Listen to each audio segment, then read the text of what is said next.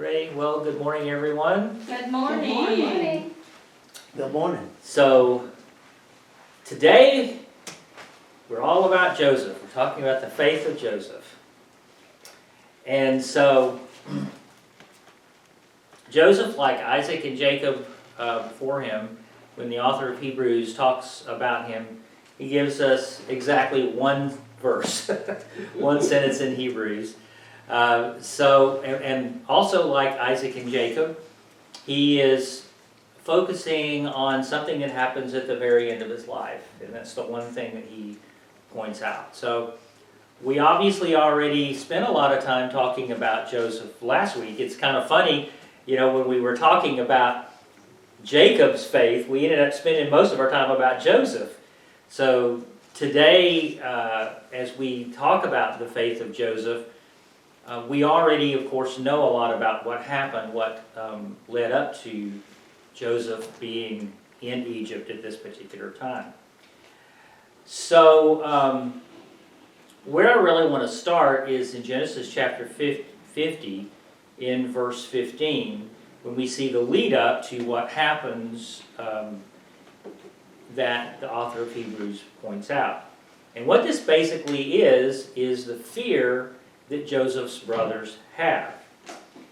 In the previous chapter is when Jacob had died. And so Joseph and his brothers had been given permission by Pharaoh to go back and take Jacob's body back to his homeland and bury him there, because if you remember from chapter 47, that was the thing that Jacob made Joseph swear to do, that when I die, to take me back and bury me with my ancestors and with next to Rachel. So the Pharaoh allows him to do that, and they go back and bury him. And then after the funeral, they all come back to Egypt. And so this is what leads, when they've come back, this is what leads us into verse 15. And we see what Joseph's brothers were afraid of. When Joseph's brothers saw that their father was dead, they said, "What if Joseph holds a grudge?" I love that. It's kind of funny.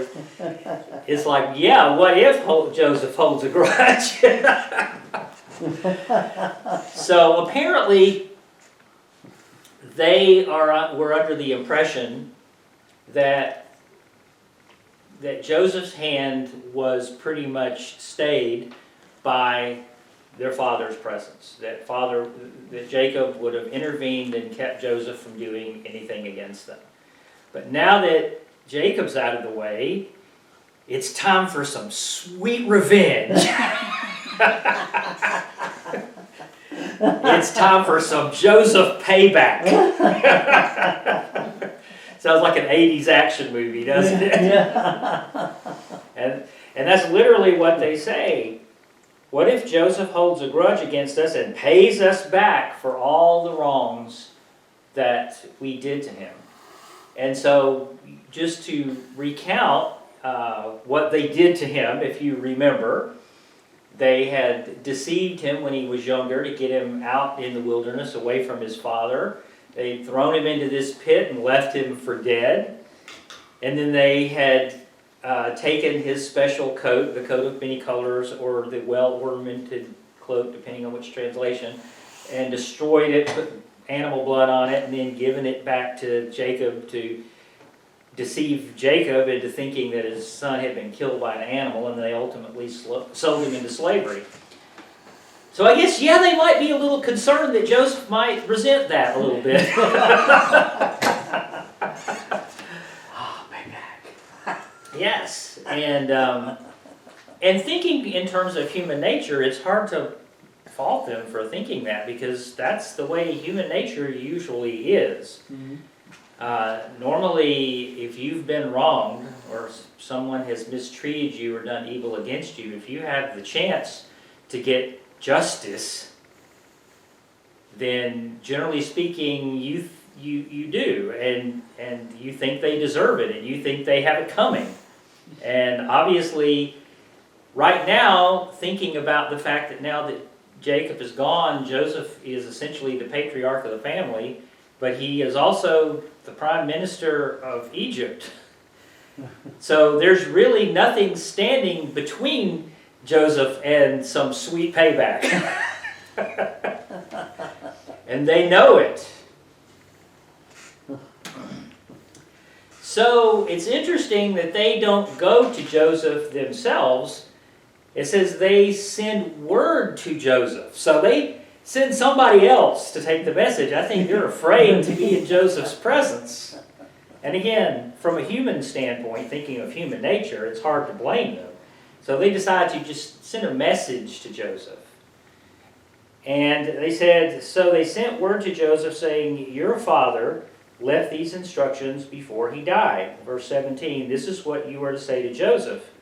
I ask you to forgive your brothers the sins and the wrongs they committed in treating you so badly. Now, please forgive the sins of the servants of the God, your father. I think this is interesting because it makes me ask the question about whether this really happened, whether Jacob really did tell them this, and whether they're lying again to try to save their hides. There's actually two ways to look at this. And again, we don't really know for sure because, so again, we're in the area of Chuck's speculation, okay? The reason that I initially doubt that this is true is because if Jacob really did believe that Joseph should forgive them, then, and thinking about Jacob's place at that point in his life and his level of faith in God, I believe he would have wanted Joseph to forgive them. I do believe he would have believed that's what God would have wanted. But if that's the case, I would have thought Jacob would have told Joseph that himself, because they were obviously had been reunited and he had ample time to tell him. And there's no evidence in the text that Jacob ever told Joseph, God wants you to forgive your brothers. The other thing, so I would have thought that would have been the case. But then there's another way to look at it. If you look at it from Jacob's standpoint, you want Joseph to forgive them, but you also want them to come clean and to recognize what they did. So rather than tell Joseph to just forgive them, maybe you tell the brothers, you need to go to Joseph and make this right and ask for forgiveness. It kind of makes them face what they did. And it kind of makes them humble themselves, recognize what they did, and ask for forgiveness. Because maybe if he hadn't said anything, they wouldn't have ever done it. They would have just stayed in hiding or whatever. But the text doesn't really record that conversation either. So we don't have any 100% confirmation of either scenario. So my point is, I can see it either way. But it sort of becomes irrelevant. It really doesn't matter, because the very next thing is in the last part of verse 17, it says, when the message came to him, Joseph wept. And so then the brothers came and threw themselves down before him in verse 18 and said, we are your slaves, they said. So as they come and throw themselves down before them, this gesture of submission, basically bowing down before him, just as Joseph's dream said they would. They're basically placing themselves at Joseph's mercy. And that really indicates the depth of their, I think the depth of their contrition. Because if they really feared punishment, they probably wouldn't have come to him. They could have just, in fact, they could have stayed. They didn't have to come back to Egypt at all. They could have stayed back in Canaan when they buried Jacob. So I think they really genuinely, though they were genuinely afraid, obviously, but I think they genuinely were contrite, and they threw themselves at his mercy. and said that they are the slaves. Basically what they're doing by saying we are your slaves is that they're saying we're giving up our rights as family. We're giving up our rights to be called your brothers. We're essentially saying now we're just your servants, to do your bidding, whatever. And this is what they plead to Joseph, to keep Joseph from punishing them any further, even to the point maybe of even having them executed, as he probably could have done if he wanted to. But Joseph's reaction is interesting.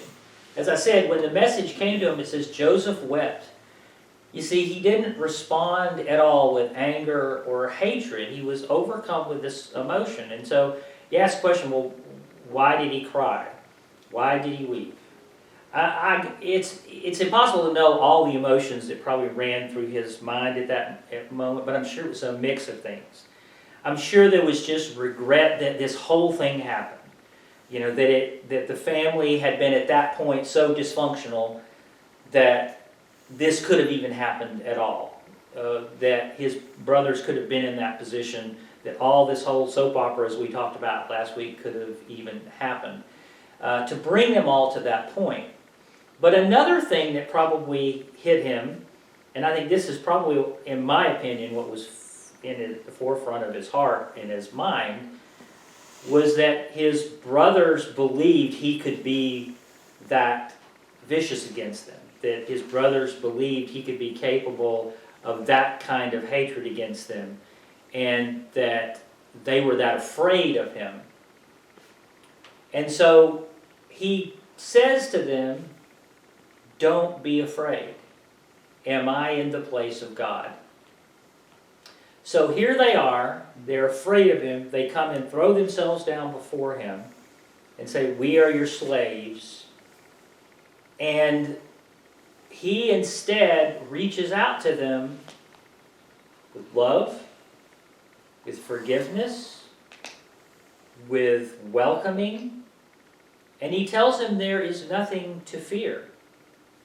It's interesting, when he says, am I in the place of God, that says two things.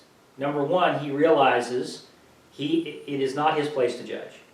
He's not the judge. You know, whatever consequences come are between them and God. He is not the judge. But he also, you see, he doesn't actually deny that what they did was sin. He doesn't deny the heinousness of what they did to him, the nature of their sins. But he recognizes that their punishment is not his place. It's God's place to allow them to suffer any consequences that they're going to do, not him.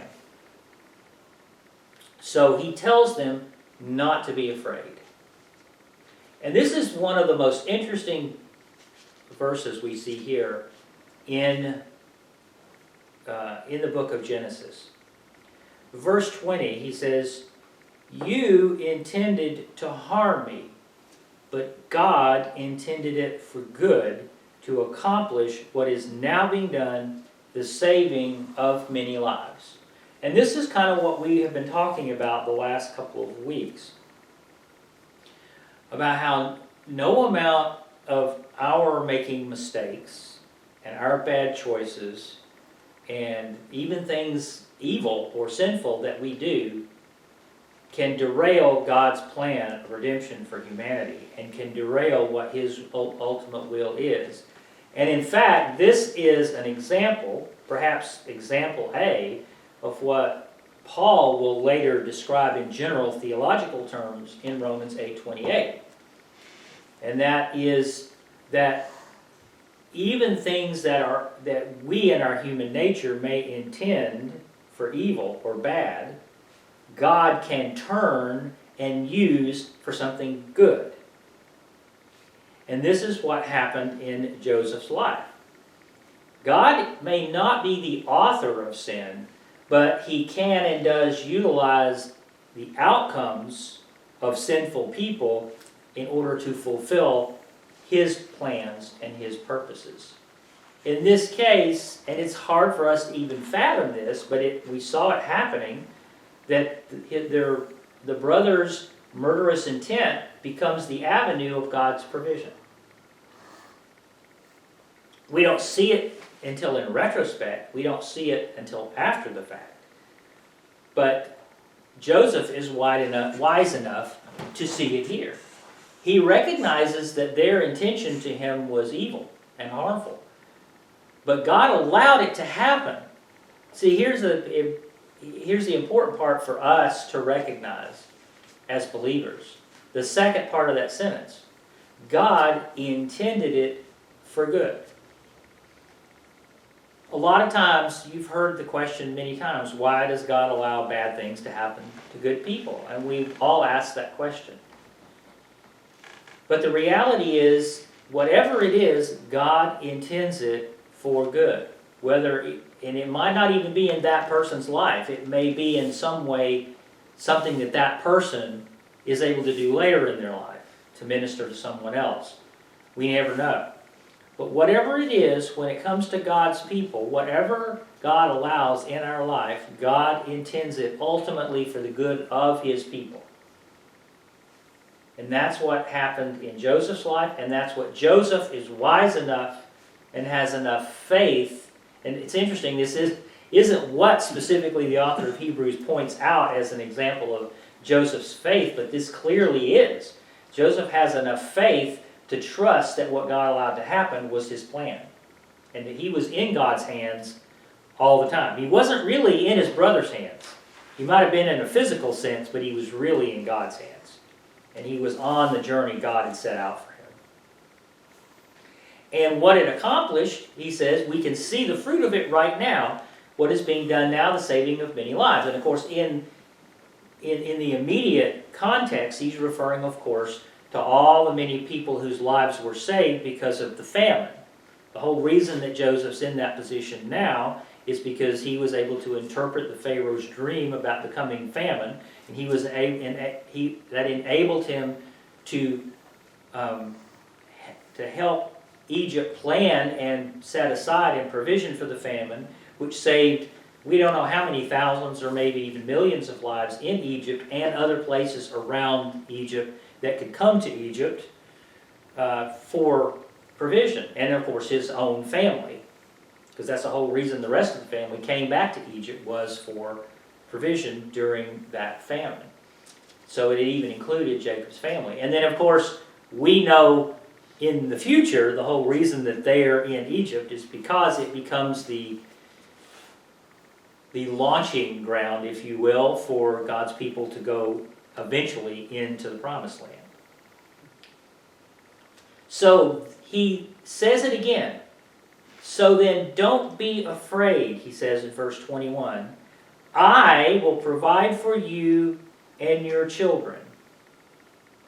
And he reassured them and spoke kindly to them. So Joseph repays the evil that was done to him with love and goodness and with provision, and rather than berating them, trying to make them feel more guilty, he extends his mercy. He speaks to them not as a master over slaves, the way that they offered themselves, really, even though he's their brother, as a kind and loving father, making them feel welcome and loved rather than condemned. Basically saying, you have a home here, and I'll take care of you. I love you. You're my family. You're my brothers. We don't often think of Joseph as being a type of Christ when we think about theology and we think about prophecy. We tend to think of more Isaac being the type of Christ and David being a type of Christ in a different way. We don't often think of Joseph being a type of Christ. But when I was reading this passage, I couldn't help but think about Joseph. You think about Joseph being an innocent person whose own family, whose own people, betrayed him and tried to kill him. But rather than respond with anger and hatred and judgment, he had basically embraced them, loved them, showed them mercy, gave them a home.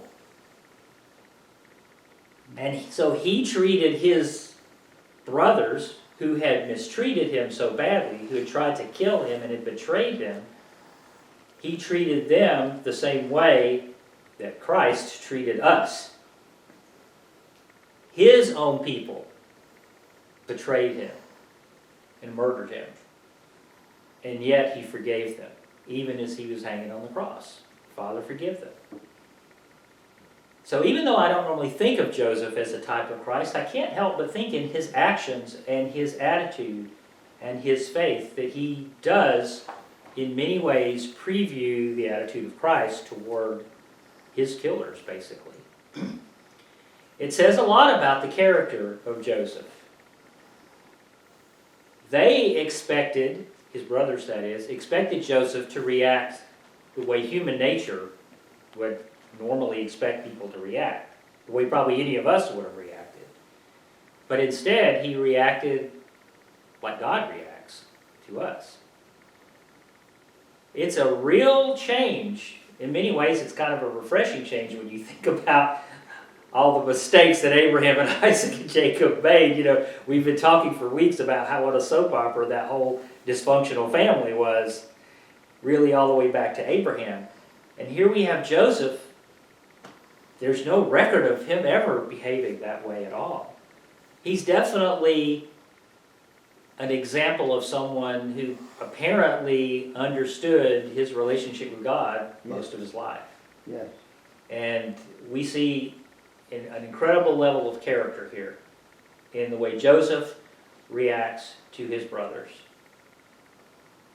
And he doesn't even act like, I really should have you all thrown in prison, but I'm gonna not do it. Like he almost, and the reason I say that is because sometimes we can feel like we kind of have to forgive somebody because they're related to us or whatever. But we don't really want to, begrudgingly. Like, I really should just kill you, but no, I won't. He doesn't have that attitude. It's like it's almost like the father of the prodigal son. He wants to embrace them and love them and forgive them and give them a home and take care of them. It's amazing. Mm-hmm. It really is, as I say, I think a picture of Christ and godly character. Maybe the first one that we see in the line, really. He didn't have to give up his life, but there were at least 3 times when he probably thought he was going to die. Oh, surely. So I just Maybe find that more. fascinating. Yeah. So then in verse 22 we see Joseph's final days. It says, Joseph stayed in Egypt along with all of his father's family. He lived 110 years, and he saw the 3rd generation of Ephraim's children, and also the children of Machir, son of Manasseh, were placed at birth on Joseph's knees. So at this point, it would have probably been understandable if Joseph had wanted to go back and live the rest of his life in his homeland in Canaan, where his ancestors were buried, where his father was buried, where his mother was buried. But he believed that God had placed him in Egypt for a reason. That was the path God had put him on. It was not really his home, but that's where God had put him. He was there for a reason. He was there for a purpose, and therefore he stayed. And so under Joseph's protection and care, the rest of the family were welcome to stay there, and God blessed him and allowed him to see his descendants before he died and lived a ripe old age. And so verse 24 and 25 are Joseph's essentially final words to his brothers, and this is the part that the author of Hebrews points to as his sign of faith. It's interesting that his final words are not a blessing the way it was for Jacob and Isaac. And so I think the reason for that is because Jacob had already given the blessing to Joseph's sons. That was what we talked about last week. That he had blessed Joseph, but he had also blessed Ephraim and Manasseh already. So Joseph didn't have to bless Ephraim and Manasseh. They were already blessed. But he nonetheless talks to his brothers at the end. And he says, I am about to die. So just like his father and grandfather, he knew his time was coming. So rather than doing the blessing, which he didn't really feel was necessary apparently, he gives them essentially a promise. It's a prophecy, but it's a promise. And Joseph made the son, Joseph said to his brothers, I'm about to die, but God will surely come to your aid and take you up out of this land to the land he promised on oath to Abraham, Isaac, and Jacob. So he makes this prophecy, though it relates to God's promises, the covenant, to his descendants, that God is going to rescue them. Now, it's interesting that from their perspective in time, at this point, they probably don't understand why they need to be rescued. God will rescue us. Rescue us for what? We're sitting pretty now. They don't realize there is a time coming when things are going to change. And things will change. Time will be coming when the Israelites, when their descendants will need rescuing. And that God will take them up out of this land. Right now, they could leave voluntarily now. They could hitch up their camels and take off right now and go back to Canaan. But that will not always be true. Things are going to change. They have the blessings of the Pharaoh now. But there's going to be a different Pharaoh who comes along later who doesn't know them. And things will change, and God will need to rescue them. And this is what Joseph is telling them is going to happen. He says, he will rescue you, he will take you out of this land, and he will give you the land he promised. So even 4 generations down from Abraham, God is still keeping his covenant and his promises. That land was promised to them, and he will turn them to it. Verse 25, then he says, And Joseph made the sons of Israel swear an oath and said, God will surely come to your aid, and then you must carry my bones up from this place. So just like his father Jacob had made Joseph swear that he would take him back, Joseph is now making his brothers swear, basically through their descendants, to take his bones back to Canaan. And I think that's interesting because even Joseph at this point sees Egypt as the place that he is living now, but Egypt is not his home. It's where he's staying now. It's where God wants him. It's where his place of service is to God. It's where God wants him in his life now, but it's not his home. He has home somewhere else, and that's where he wants his bones taken back to. And I think for him that's symbolic. For him it's symbolic that Egypt is not his home. Just like here, this world is our place where God has us for whatever God has called us to. But it's not our home. And one day we'll be taken to our home, just as Joseph did. And then verse 26, Joseph dies. Joseph died at the age of 110, and after they embalmed him, he was placed in a coffin in Egypt. He was not buried permanently. It doesn't really tell us exactly where he was put. We don't really know. But basically he was put where they could get back at him. You look ahead, Exodus 13:9, where it says Moses took the bones of Joseph with them when they left Egypt. And then you go into Joshua 24:32, and that's where it refers to Joseph's bones, which the Israelites had brought up from Egypt, were buried at Shechem in the tract of land that Jacob bought, and this became the inheritance of Joseph's descendants. So the descendants, Joseph's descendants and the brothers' descendants, they obeyed his charge and took the bones with them when they left Egypt and took him back home. So that brings us to Hebrews 11:22. And the one verse that the author gives us about Joseph. By faith Joseph, when his end was near, spoke about the exodus of the Israelites from Egypt and gave instructions about his bones. So at the time Joseph made this promise, as I said before, the family was settled and safe and more or less happy, at least content, in Egypt. They could not imagine that it would be any different. But apparently God had revealed to Joseph, we know that Joseph, his gift was understanding God's visions in dreams and interpreting them and understanding what God was telling him. That was the whole reason he got to Egypt to start with, is because of his ability to interpret dreams. So clearly God had revealed to Joseph that something was going to change and that they were going to need to be rescued and taken out of Egypt and go back eventually. Because even though that they were content there, even Joseph knew that that was not their home, that God had promised to Abraham, Isaac, and Jacob, that the land of Canaan was their inheritance, and it was their promised land, and it was where they were going to go. Egypt was only a stop on the road.